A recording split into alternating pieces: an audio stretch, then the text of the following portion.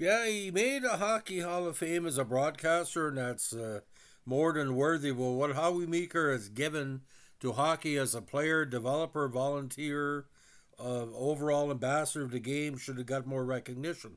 The Hockey Hall of Fame should rejig that prize and put him in as a builder, in my personal opinion, just like Ron Ellis.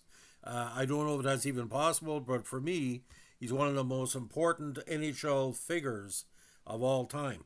He gave literally 80 years to hockey in the different aspects. Actually, more than more like 85 because of his young years. This guy started in hockey at the elite level all the way back in 1941. And let me tell you something, ladies and gentlemen, in those 80 years he was involved in hockey, he touched every person that was a Maple Leaf fan, every NHL fan, every amateur hockey fan. You couldn't think hockey without thinking of Howie Meeker. Now, born Howard William Meeker, the Order of Canada recipient, was born in Kitchener. He eventually became a hockey player in the NHL. Later on, went to be a youth coach and educator in ice hockey, the Howie Meeker Hockey School, and he was eventually a PC member of Parliament. He became best known to Canadians as an excitable, enthusiastic television color commentator for Hockey Night in Canada and for various national and international events, breaking down strategy between periods of games with the early use of the telestrator. You get your hands in the lines, you get the kids with the feet. You got to get the kids with the feet. Now, in the NHL, he won the Calder as best rookie. Is one of the few professional players also to score 5 goals in a contest. He also won 4 Stanley Cups, all with the Maple Leafs. Again, the Order of Canada is in the Ontario Sports Hall of Fame and the Hockey Hall of Fame as a broadcaster, but literally you should be rejigged to put him as a builder. Now, Meeker was the last surviving members of the Maple Leafs' iconic 47 Stanley Cup team, which I featured on my podcast this month. He was also the last survivor of the 49 Stanley Cup winner, the Maple Leafs 51 Stanley Cup team, and an inaugural NHL All-Star game, again passing away in 2020. Now, born in Kitchener, the son of Kathleen Wamsby and Charles Howard Meeker, he was raised in New Hamburg, Ontario. He played the junior hockey with the Kitchener Green Shirts and the OHA. At 42, he joined the Stratford Kist. In only 13 games, he scored 29 goals and had 45 points, helping the Kist win the OHA Junior B title. He played one more year junior hockey before joining the Army. Unfortunately, he was badly injured during the war, but he made a full recovery. In 46, campaign after World War II had ended, he returned to the OHA and played 1 season with the Stratford Indians. Now, mostly a right winger, in 47 he joined the Maple Leafs in the NHL. He scored 27 goals and 45 points during his NHL debut and is awarded the Calder. Meeker also played in the 47 NHL All-Star Game and also tied an NHL record for most goals by a rookie in one game with 5 against the Blackhawks. Meeker also won his first Stanley Cup with the Leafs that campaign, the first of 3 consecutive, which made, of course, Toronto the team in the 40s. The season, however, would prove Meeker's best as a pro, and he would never again approach that level of scoring, but again, no negative with that. At only 5'9", 165, the league was getting better. He played pretty well a decade with Toronto up until 55. Now, in 48, he scored 34 points in 58 contests and played in the All-Star game. He also helped the Leafs win their second consecutive Stanley Cup. Next season, unfortunately, he sustained a collarbone injury that limited him only to 30 games and did not play a single game in the postseason as the Leafs took their third consecutive Stanley Cup. In 51, Meeker won his fourth Stanley Cup with the Leafs as they beat the Montreal Canadiens in 5 games on an overtime goal by Bill Barelko. Meeker would play 3 more seasons with the Leafs before retiring from the NHL. He continued to play hockey sporadically for 15 more years with different senior clubs, finally retiring from playing in 1969. Now, what's interesting about this, ladies and gentlemen, some of the stats about Meeker's amateur years have been, not say lost, but they're not really public knowledge like they should. Now, I would suspect, ladies and gentlemen, that someone out there has all that information at their fingertips, but accordingly, we only could go what we have here. The last amateur team he played for was the Pittsburgh Hornets. Of course, he won he was the head coach that won a title with them in 1955. Now, The idea about Howie, he was always doing something positive for hockey. Now, he also coached the Maple Leafs for a short while, replacing King Clancy on April 11, 1956, leading the Leafs to a 21-34-15 record. He was eventually promoted to GM in 57, but was fired before the start of the 58 season. Now, Meeker was also heavily involved in politics. He was a PCMP for 2 years while playing for the Leafs. In the June 51 election, he won the federal by-election in the Ontario riding of Waterloo South. This was the Louis Saint Laurent years, of course, but did not seek election in the 53 vote.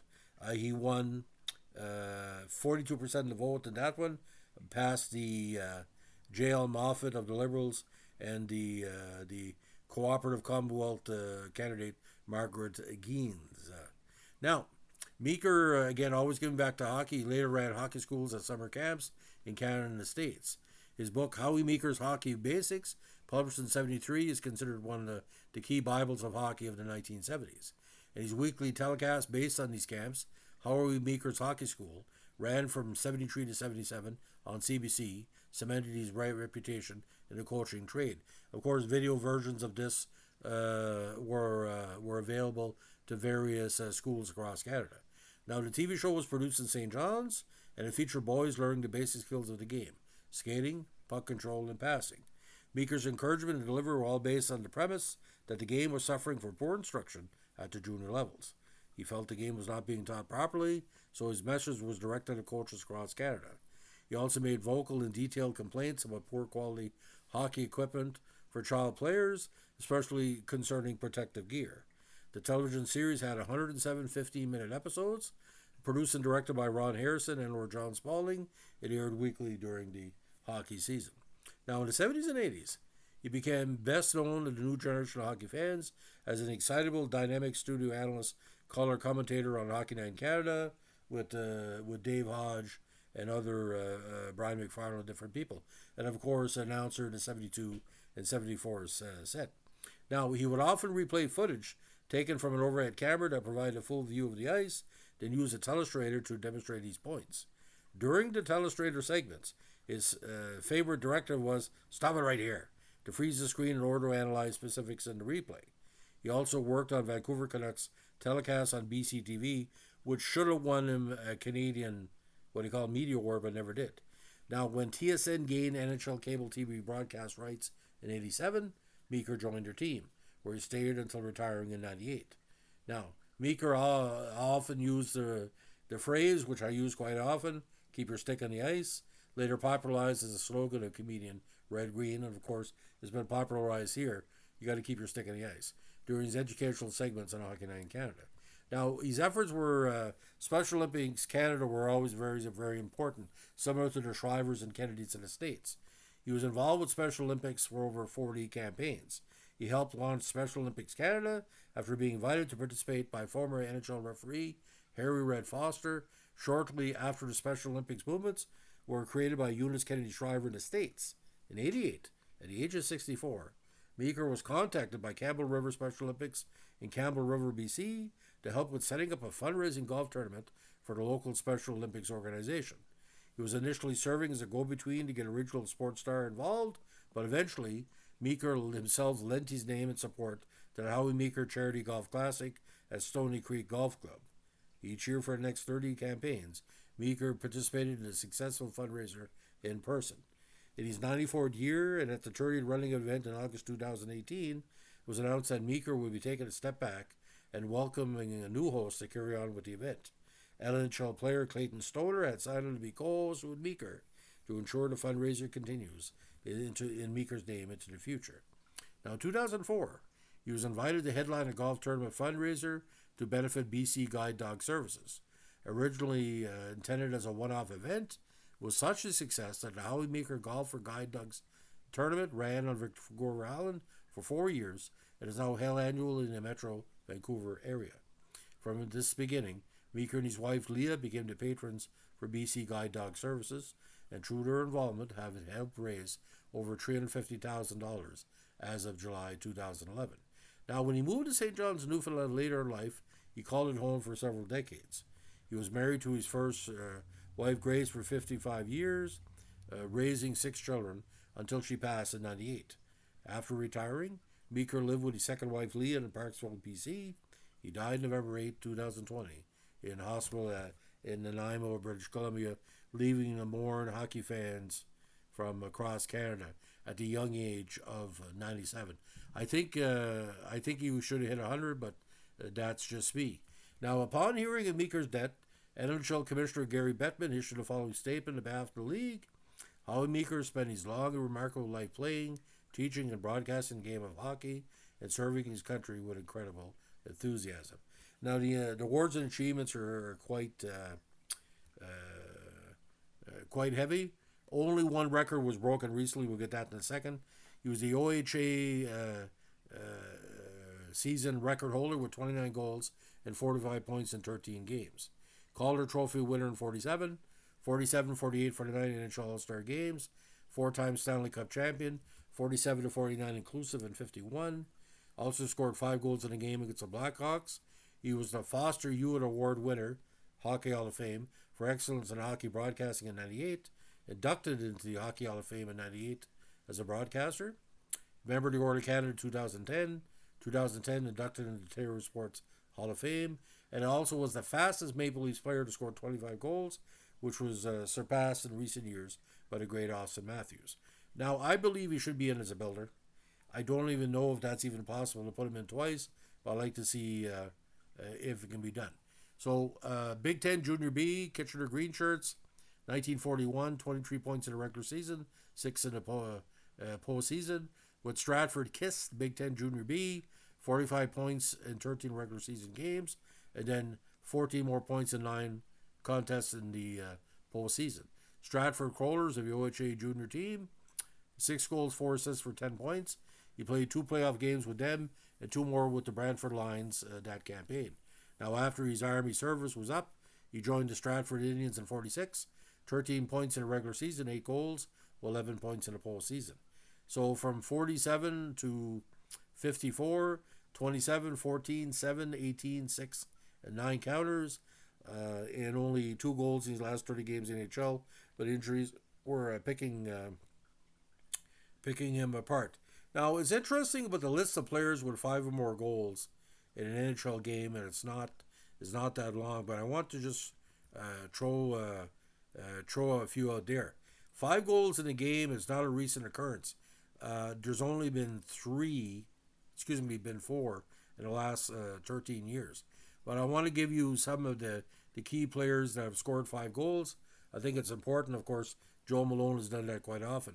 Joe Malone, Newsy Lalonde, Corb Denny, Babe Dye, Punch Broadbent, Pitt Lapine, Howie Morenz, Charlie Conacher, Sid Howe, Maurice Richard, of course, Howie Meeker, Bertie Jeffrio, Bobby Russo, Red Berenson, Yvonne Cornway, Daryl Sittler, twice, Reggie Leach, Donnie Murdoch, Ian Turnbull, Brian Trottier, and Turnbull, the only defenseman to do it, Timmy Young, John Tonelli, Gretzky, Grant Mulvey, Brian Trottier, Willie Lindstrom, Mark Pavlich, Jerry Curry, Benak Gustafson, Pat Hughes, Gretzky again, Andrew Chuck, Barry Lemieux, Newendike, Matt Sundin, Peter Bondra, Mike Ricci, Alexei Zamnov, Sergei Fedorov, Mary Gaborek, Johan Franzen, Patrick Laine, Mika Zabinajad, Timo Meyer, and of course Tage Thompson, one of the few Americans to score 5 goals in a game. And players who scored 5 or more goals in multiple games, this is a big list. Malone, Gretzky, Lemieux, Lalonde, Dye, Richard, Sittler, and Trottier. So it was rarefied air, and one of the few Toronto Maple Leaf players to score 5 in the game between Sittler, Turnbull, and him. Although Babe Dye being St. Pat, so we have to recognize that. Ladies and gentlemen, what a legacy that Howie Meeker has left. When you're 97, and you know what? I watched the playoffs. I always wonder, they say Howie Meeker was self-deprecating, but the most of the public didn't really get him. I got him because every small town in Canada has a coach like Howie Meeker, and everybody likes him. You can agree about Howie Meeker. I think Howie Meeker is one of the most important Toronto Maple Leaf players ever. When I think of the Toronto Maple Leafs, I don't think about the failures of the last 7 years, management and players. I think about the good Maple Leafs, like Ronnie Ellis, God bless his soul, who just passed away, Davey Keon, Kennedy, Silap Sr., and Howie Meeker. When you see a Toronto Maple Leaf shirt, I see Howie Meeker. I see a young Howie Meeker holding his Calder, holding the Stanley Cup. That's when the Leafs and the Montreal Canadiens were literally like they were real gods back then, and that's why Marner's comment was so asinine. The current Toronto Maple Leafs are not gods, and neither are the Montreal Canadiens. There's no Maurice Richard, and there's no Davy Keon, but they're looked upon as gods. But he's talking about the old days. But I mean, when Montreal and Toronto were really gods, coming out of the war and the depression, all you had was a Saturday night hockey game, and the backyard rink. They were beyond the beyond. The NFL and Major League Baseball has never reached the levels of adoration of the Maple Leafs and the Montreal Canadiens and the Quebec Nordiques too as well. Edmonton was never regarded as much than a Gretzky team, but the Montreal Canadiens and the Maple Leafs from 1930 to about 1967, those 37 years, you look at the Cups Toronto and Montreal won. It's shocking. It's shocking because everybody else was just an opponent. Montreal and Toronto was it, and Howie Meeker was a big part of that. And Jean Beliveau once told me Howie Meeker is pretty well the heart and soul of the Leafs because he always wanted players to learn how to play like the best players in the league the right way. And as we like to say in the North Shore of New Brunswick, Howie Meeker said it best: keep your stick on the ice. Have a good one. If you like what we're doing here with our Maple Leafs podcast, again, like, comment, subscribe, or share. Don't forget, requests are always highly appreciated and always highly considered. Have a good one. Bye.